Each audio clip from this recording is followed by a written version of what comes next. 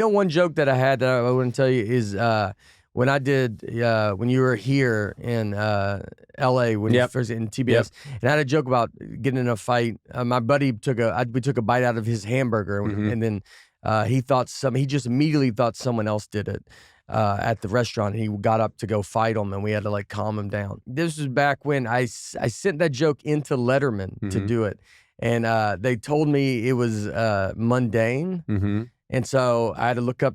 I didn't know what mundane meant. And so I was in my head, I'm like, I bet it's not great. Like, I don't, I picture you carrying a dictionary. Oh, yeah. It was on a rope around your neck. Yeah, I looked at it. So mundane wasn't good. It wasn't a flattering thing. But then I was, I think I just did yours. I couldn't do that. You back when you're doing all these late nights. But then I went to you and you let me do it. And that always meant the most to me because I told Letterman this. He was mortified. Yeah. I was like, I'm glad.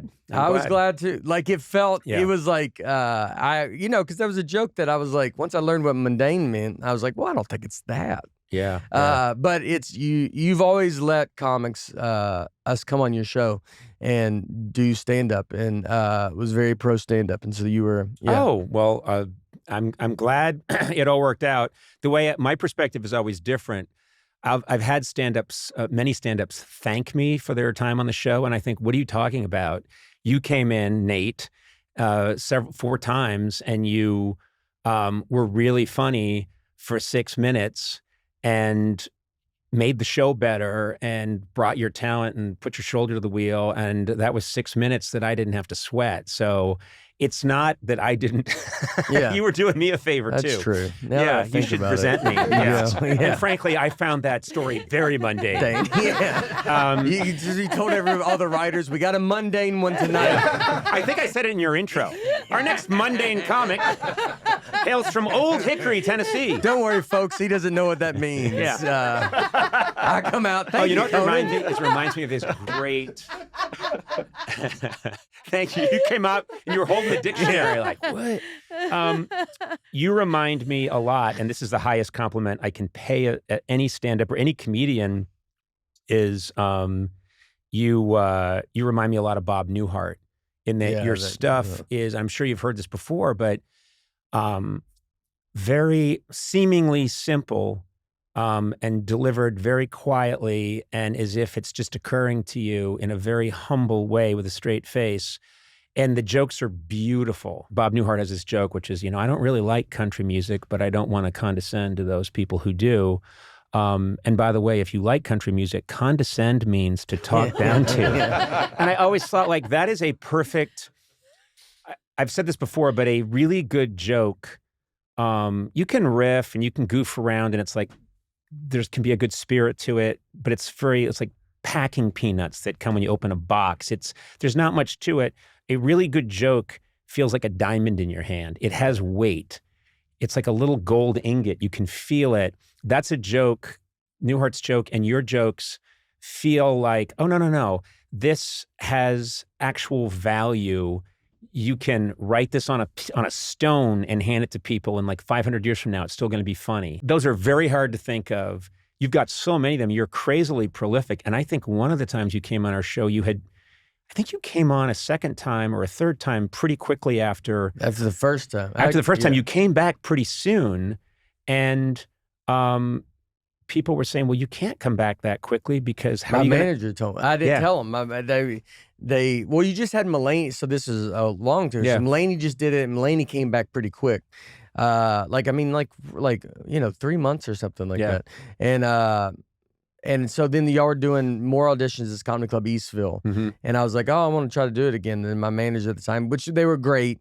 They're like some of my favorite managers. But they all just, it was back in the day, New York days, and they go, you can't do it again. And I was like, why not? And they go, they don't let people come back. I go, well, Mulaney just came back, and not saying I was even Mulaney, but just like being well, there's give it a shot. Give it a shot. Yeah. And so they go, no. And then I just I was like, well, I'm going to go try to get on the thing. So I just did I went and did it, and the audition, and I got it without them. They found out. I wasn't going to tell them. I was just trying to see if I could get on the show and then have them find out with me on the show. because my own managers were like, no. It was very funny to be your own team's like, I wouldn't even try again. He goes, we got lucky with that first one, so let's not push it. You should probably you should go work at the steel mill now. He goes, John Mulaney did it. You're no John Mulaney. Yeah. All right. I think we know what we're talking about. These are great managers. You want to do comedy some more? Yeah. Isn't it something you do once and then you work the fields? They're the best. Sure. And the best in those stories. And I guess you're still not with them. I feel bad. No, I'm not with them anymore. I guess they really are the best then. They're the best. I had the most fun stories. Mm-hmm. Like it's like they're it's when you first get managers where you're like they're just very fun stories. And so then I went and did it, and then Conan, your people called, which I didn't know they were going to do, and they go, all right, we got Nate tonight on and whatever, and so then he's like, so you got it? I go, well, you told me I couldn't do it again. Yeah. And so then he came down, and it was, and then we did it, and he took a commission on the thing that he didn't get you. Yeah. I like it. Trust me, I've had my experience with that in the early days. You can't do that. Oh, I understand it's happening. Send the check to 1515 Wilshire Boulevard. Okay, you called me a loser. Yes, you are. Send the check just to me, not to anyone else. I used to have another manager that when I first got it, I would call his office, and his wife was the secretary, and then he would answer the phone, or she would answer it, be like, let me see if he's in, and it would be like 35 seconds, a minute, you'd be waiting, and then she'd be like, he's not here. And then one day he invites me to his office. His office is in his garage, and her desk is touching his desk. So then you're like, where were you for the minute? And then